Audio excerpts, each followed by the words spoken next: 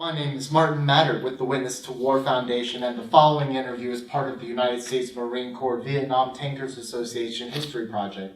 The interview is being conducted at the VTA reunion in St. Louis, Missouri on September 24, 2017.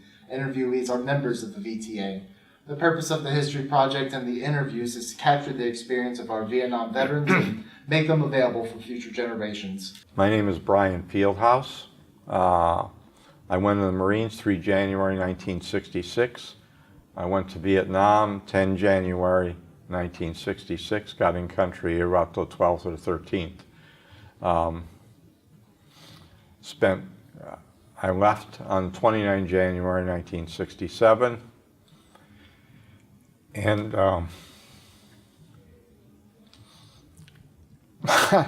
can we stop for a minute? Yeah.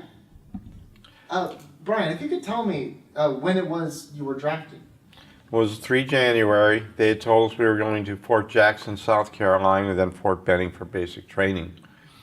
Then they pulled 10 of us out of the line. And because they had asked for volunteers, there were approximately 100 people going into the service. 100 made the same decision. And it wasn't, they could not get any volunteers for the Corps, so they chose 10 of us. One of my direct neighbor, worked there in the federal building. Later said that they called over the files and picked who they wanted, looking for test scores or whatever. I don't know. But they chose me. I went in. Everything was going pretty good as basic training can. Although my first day of basic training, I said, I'm a dead man. I'll never live through this 2 years. But then I took it one day at a time. Got injured on the range. Went back and pneumonia settled in. Spent some time at the Balboa Navy Hospital. Then went back in the unit. I got through just short of qualification, and my arm was injured again. Got sent back, rehabbed again. Then went back to unit one more time when the Navy captain, which was a full bull in the Marines, he offered me a separation. I didn't take it. Never told my family that until later years. Why was that you didn't take the separation? Because I wanted to finish. That was the reason. It changed me. And so, well, tell me about some of the instructors you had in your training. Most of them were pretty good, actually. The second platoon I was with, which actually gives me a better viewpoint than most other people, because I saw 12 drill instructors plus the people at the casual platoon while you're rehabbing. And some of those guys were there for obvious reasons. The second platoon was not very good. These guys were fairly mean people. And didn't bother me, but I saw them torment a few folks. But otherwise, they didn't like reservists. So they treated them shabbily. Never bothered me. After that, there was a couple of interesting people. Right across from our barracks was I can't remember. It's a disciplinary platoon. I can't remember the name of it now, but they didn't hit them or anything, but they harassed them fairly well. I saw that. But then I was able to get through the range. My arm was pretty bad after that, though. I had to rehab that again a little bit, and then I got in and graduated, no problems. That was all good. My slight thin frame helped me running, and so it was pretty easy, although I did see a young gentleman from Colombia. He had been he had joined, I guess, to get citizenship. I believe it was Colombia. But he had come down with pneumonia when we were doing our final CMC, physical readiness test, and he amazed me. We all passed our canteens up forward and poured them on him while we were doing the 3-mile run in full gear. He got to the end and collapsed. It was amazing that he made. I don't know how this guy made it on sheer will. It was just one of the most amazing things I've ever seen. So graduated, said I was going to be in 1800 rather. And then I went to infantry training. We found out that we weren't as in great shape as we thought because they ran us ragged, but it was okay for me. I think at that time I was in pretty good shape, and being thin really helped. And did you excel at anything in infantry training? What's that? Did you excel at anything during that phase of training? I learned that, and through the rest of my service, I was really good with a rocket launcher or any anti-tank weapon. I'm not never got into anti-tanks, but I've only missed once out of all the 27 years I served in the military, and that was by a foot over the top of a target. Just a stupid thing. Yeah, everyone has some of their little things they do well. Most everyone in the Marines shoots well, or they wouldn't be there. But a lot of guys couldn't hit the broadside of a barn with a rocket launcher. They couldn't hit a sitting tank. So there's a little bit more math that goes into that than I think people realize. No, it's knowing what their sight picture is. That way, you got to read the each weapon has a different sighting device, and it's not just like firing a rifle. Even there, you adjust your sights for the you have windage and elevation, and if you're not adjusting them, you won't hit the target. And I was very good snap shooting from the hip. That was why, I don't know, but it's a natural thing. To this day, I can run it in there, and a lot of people can't do that, but I could. It was easy for me to do. I don't know why. So went through that. I got in the tanks because they were going to send me to Amtrak school, and I didn't want to be in Amtrak's. I have no buoyancy.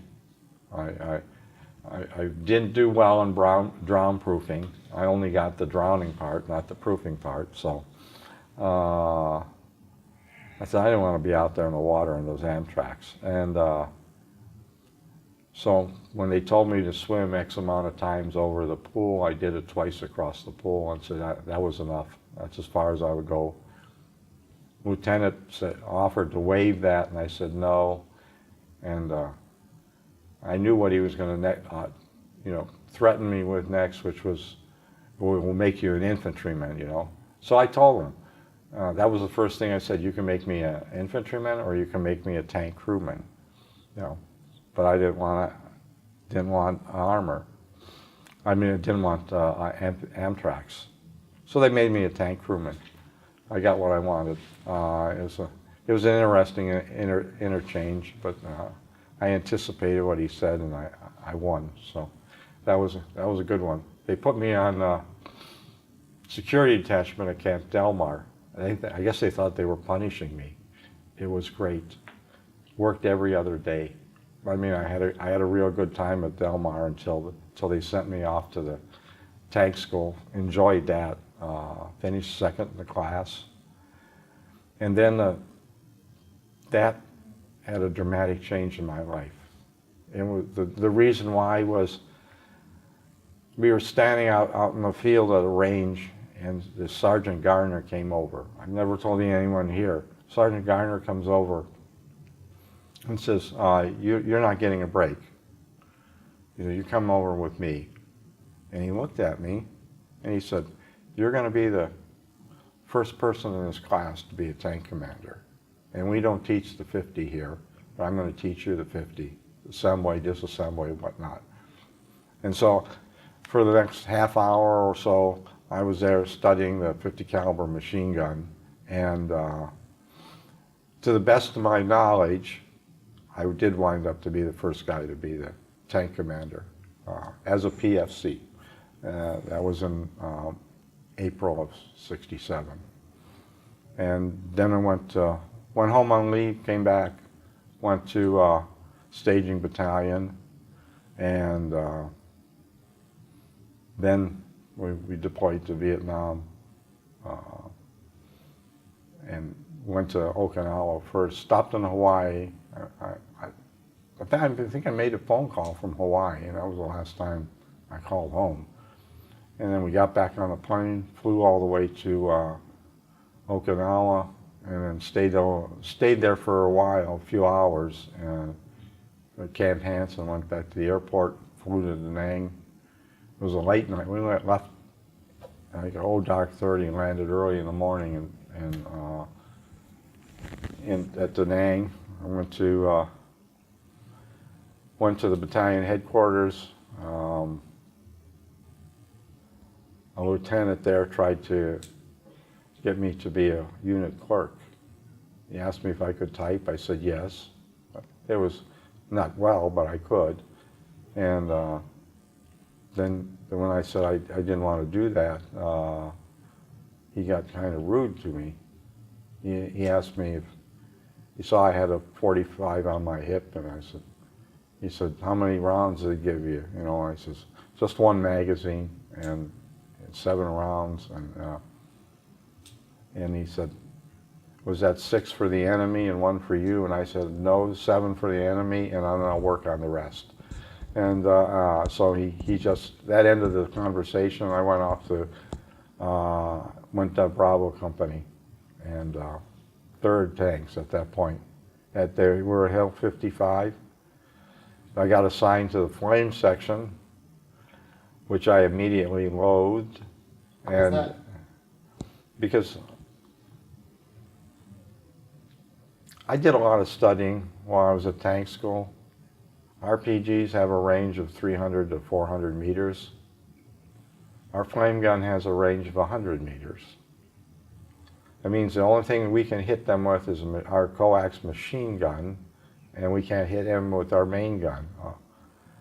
If somebody fires an RPG at me in a gun tank, I can hit them out to 1,000, 1,200 meters with pretty accurate. Can't do that otherwise. So that I said I didn't like those odds. I thought those pretty much sucked. But I said, well, they only took you out if they wanted to take you out. Otherwise, you were stuck there. And it actually worked out for the best for me. So I didn't make it. I still wanted guns. Whatever time, I would have preferred to have been in a gun tank the whole time. Plus, it's not comforting to sit next to 320 gallons of napalm that you put in the tank. You know, because I've never seen one go up, but I didn't want to be there when it happened. I didn't want to experience it. The most dangerous things that happened to me in Vietnam really were my own people. The accidents. Shortly after I arrived in country, I was back in the battalion maintenance. We're doing some maintenance on one of our vehicles. And our driver, he had the bolt from a .30 caliber machine gun, and he let the driving rod go. And it has a power of like a 22 short, and it took my 3 teeth out here, top tooth and two in the bottom.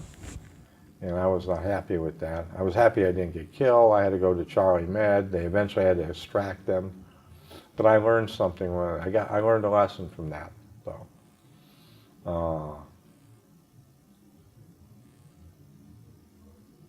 I saw a Vietnamese they pulled in had been hit by a road grader, and the two medical corpsmen were arguing over which area they should send him to.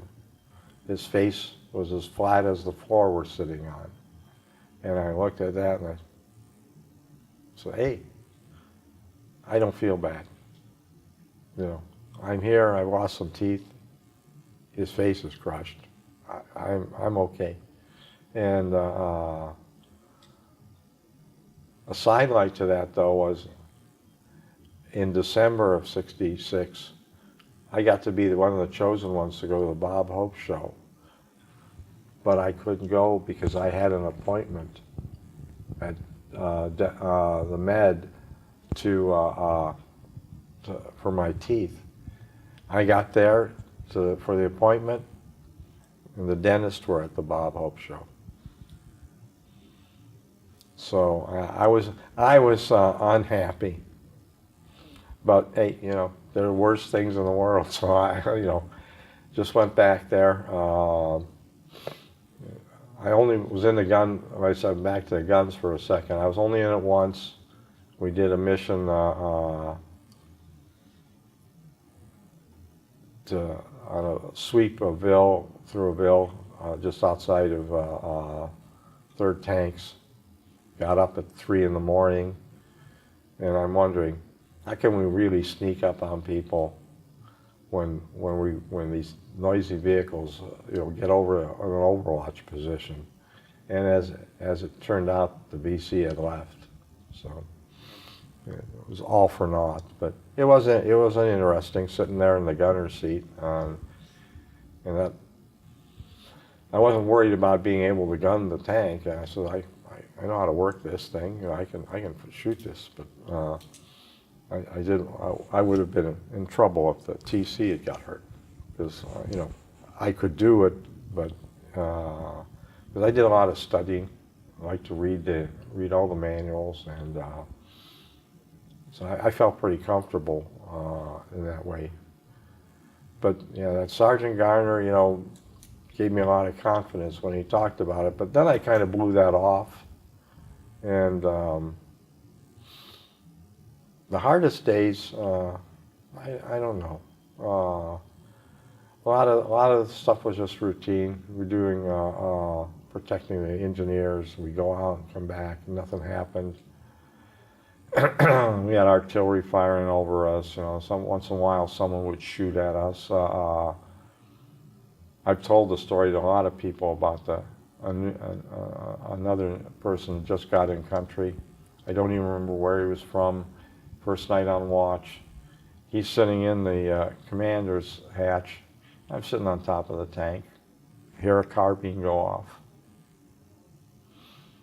He turned to me and asked me, he said, do you know what it sounds like to be shot at? I thought it was an odd question because we pulled targets and we had rounds. Every Marine has had rounds fired over his head. And I said, yeah, it's a buzzing sound. He said, well, I think I'm being shot at. And I said, well, get down. You know, he says, get down, cupola, you know, get down, crouch down, and give me your rifle, because he had an M14, and you know, our weapon was a .45 because you can't fit an M14 in a tank very well. So so I just slid alongside the tank, and I was waiting to see if the guy would take another shot. And I waited, and waited, and waited, and then he did. Still didn't see where it came from. We weren't supposed to fire back, but you know, I wasn't worried about that. Well, what were they going to do to me? I was a private first class in country. Were they going to send me to Vietnam? I was already there. Were they going to reduce me? There wasn't much to go, so I wasn't worried about that. But yeah, it was an interesting time. we were mostly doing sweeps. We had platoons north and south of us, one at Anwa and another one which I don't remember, and one was right at Hill 55. And then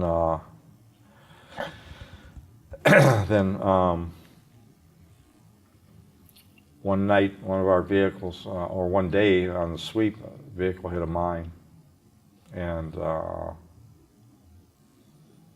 they brought it back, so we went down to replace that vehicle. These were, and with us also was a company that just come, a platoon that just come over from Okinawa. I don't know if they were 5th Tanks or they were on a float to Okinawa, so they came back. They had already been in country, and one of their crewmen had been there when they got overrun on the spot earlier, and they went to Okinawa. And so the first night, they VC started shooting our perimeter. And I've got another new guy with me, Howard, Buddy Walters. He was sitting in the turret, and I was down inside the turret reading Casino Royale by Ian Fleming. I liked all the James Bond books. So I went red light, and I'm waiting for the other tank to call the headquarters. So they don't. I don't. You know, we got to give them a situation report. We're taking fire. They didn't do that. So I did. But then they asked for the coordinates, and I thought that was kind of odd because we're right over the hill.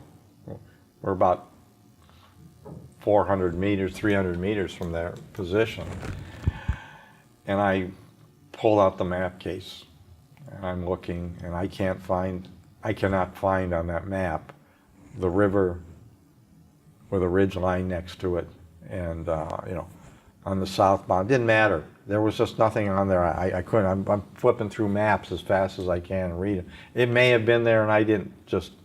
You know, it's in a panic. Who knows? So I said, well, I got to go get this, because I had told him wait one, and you know, well, he's going to wait a long time, and so I told Buddy, here's a submachine gun. Get out of my way. I'm going to go check with the other tank to see if they've got a good map. And I jump out of the vehicle, immediately step in a mud hole. And I sucked up to my knee almost, and I'm trying to get out of it. And a grenade goes off somewhere in the distance. So I pulled my leg out. I pushed out there because momentum. I ran to this burned out Amtrak, and I had small arms fire was going out. I looked at my 45 in my hand, and I says, what am I doing with this? I said, this is ridiculous. And I slipped around the Amtrak, and I got to the roadway, because we were on the southern side of Hill 55 across the river. One of the number of Liberty bridges that were built. It was a timber trestle bridge. And so then I realized another mistake I had made. I didn't tell them I was coming. And I've got the roadway, I'm on the top of an elevated roadway, and I'm going, this isn't good. What was I thinking about? And I says, I can still make my way because the VC armor were on the other side firing. So I could still make my way up there. I said, but they don't know, and I don't want to wait too long, but I still kind of maneuvered a few feet up the road, 20, 30 feet, or whatever it was. When I got within about 15 or 20 feet of the tank, I said, I got to tell them I'm here. I said, my first thing I said was, don't shoot. And because these guys were spraying lead around all over. So I tell them, don't shoot. And I told them, here's the coordinates. We need to do the sit rep up to the company. And then ease myself back down along the side of the roadway, back past the Amtrak, back to the tank, and jumped in the turret. Instead of calling the company headquarters, they yelled the coordinates out across the position. You know, it's not that it was a big deal, but it was completely idiotic. And so I took them, called it, and then the next day we went out on a sweep, and someone fires an RPG at us, and it misses the tank, cut the top piece of shrapnel, cut Dave Nicodemus' hand. He was our tank commander, and so yeah, he got wounded there, but he wouldn't report that to the corpsman. That I was so angry at that guy that fired the RPG. I whipped out my pistol. Now he was probably 200 meters away, and I was just wondering what the hell's going on. The engineers and the infantry and the lead tank all stood watching this thing.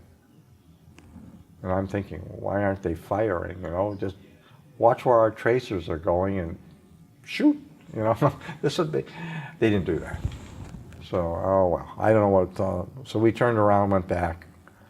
Next day we come back out on the sweep again, and go a little further up the road, and that tank that had been on the up on the roadway, it hits a mine, and. Took that, they brought a tank retriever down, they hauled that one back, and says, we're not doing well here. That's 2 tanks in 3 days, you know. So and the ambush stopped us the other day. So then the next day we went down the road. I have pictures of all of this. We get down the roadway and we clear to where we were. It was heading, the highway heading towards Anwa. And that, we got there and we're all kind of cheering. We got it, we did this, we got it, we cleared the road. Now we head back, and we get about a quarter mile or less from the bridgehead on 55. And I'm looking at the tank in front of me, and all of a sudden my tank lifts up. I know we just hit a mine. It lifts up, and I slammed on the brakes because I was going pretty slow. I had tended to trail a little slower because I wanted to make sure I was tracking, following in front of the tank in front of me. And here we hit a mine. 2 infantrymen were blowing off the vehicle. One was sitting directly over it. How he lived, I don't know. Because it was a big crater. It was about 10 feet in diameter, probably about 40 pounds.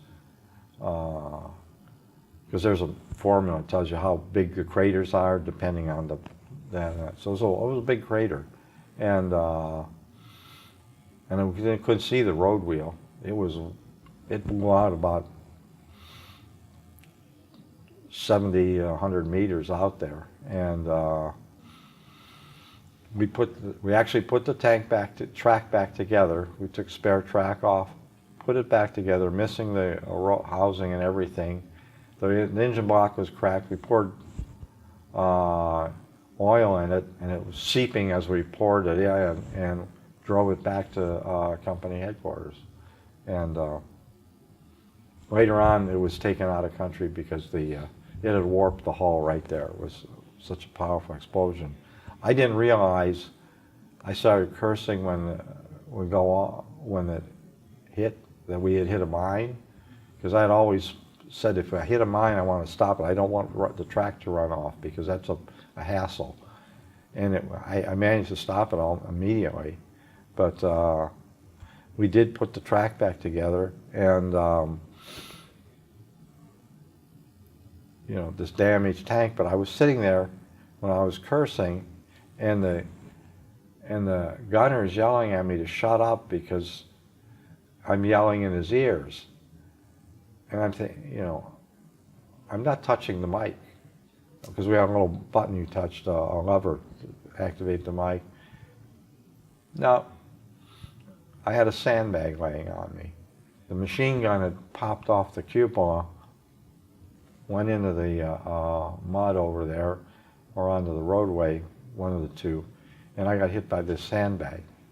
And I have a great suspicion that has caused a couple unusual incidents while I was in Vietnam, numbness of my whole body, and it sometimes bothers me. There are things go numb from that, but I made it back there. Got back to the company, went then went a couple more months, standing out in the line. The second thing that some senior NCO or sergeant had said to me that changed everything. We're standing there with two other, because we only had a Lance Corporal, Staff Sergeant Gladney, a Lance Corporal Parks, and 7 PFCs. That was for 3 tanks. At this point, we were now down to 2. So some of those guys were sent away. And he looked at me, he looked at the other guys, not me. He says, Fieldhouse is going to be the section chief before he leaves. I'm Sergeant Gladney, you can't. I wanted to tell him this, the math doesn't work. I says, I'm a PFC, and I can't get out, be a corporal before I get out of country to be an NCO. And so then he gave me the tank. I took it up to, we towed it to Da Nang because it wouldn't drive. And I brought it up to Operation Hickory. And we had a sort of detestable guy there that everyone disliked. His platoon sergeant had chased him around the tent or some club they had, because he was just a disagreeable person. I don't want to ever mention his name because I don't want to impugn anyone 50 years later. But yeah, he wasn't a real good human being. But I didn't know why, and then he wound up coming up to the DMZ with me on the landing craft, and that was quite a deal. And the first tank people laughed at me. They couldn't imagine a PFC tank commander, and I was kind of insulted by that. But hey, it's just I'm doing what I'm told. This is my mission. I'll follow the mission out. That's just the way it is. And that changed me, though, because then I made Lance Corporal right after I got back up, but I wasn't a tank commander then because they had another corporal. I get that, I don't get to tell that guy what it's. Then he moved on, moved over. He got my tank, which was a wreck. It was a big vehicle, had no business being in country, and he griped about it. I just told him to stuff it, And we went out on a place they called the Cumberland. I don't know the name of the operation. I did see it once. Corporal Wilson of the had a website that referenced that, but I've never been able to find any information about it other than running into one former Marine at 1st Battalion, 4th Marines, who was on it and lived it. So the number of people that lived that operation are probably in the hundreds now. There weren't a lot of casualties, but it was, we were just west of Ashaw. Lieutenant comes up to me one day, says, we're going to have a ceremony. And they had a little promotion ceremony, and they handed me this certificate. Look, I just got promoted to Lance Corporal. I thought they were redoing Lance Corporal. I was an NCO. Shortly after that, I became the section leader. Everyone else left, and so just became the section leader. And I went back to headquarters H&S Company to train the troops. some interesting experiences. We had to take the convoys through the Ashaw from the back base with Charlie 1-4 up to Alpha Bravo 1-4. It was somewhere around probably 8 or 9 kilometers up the road, about 6-7 miles. But we'd have to shoot our way through every day. A Black Hawk Down, a long time before Black Hawk Down. And we'd go anywhere from 2 to 3 tanks in the lead with, sometimes it was an Army Duster, but they were ineffective in the jungle. And then they brought in a Quad 50, and those guys would come along with it. So, yeah, it was a good deal. When I got to Charlie Company, though, after we were on Operation Hickory, we had a party just before I was promoted. And the platoon sergeant of that one platoon who had been there on Hickory, he complimented me. Now, we were both half hammered. We imbibed too much beer. I'm not a drinker, never was. But I struck out because usually alcohol brings out things that you wouldn't normally say to people. And I didn't realize that someone actually had a high opinion of me, you know, other than Sergeant Gladney and and Sergeant Garner.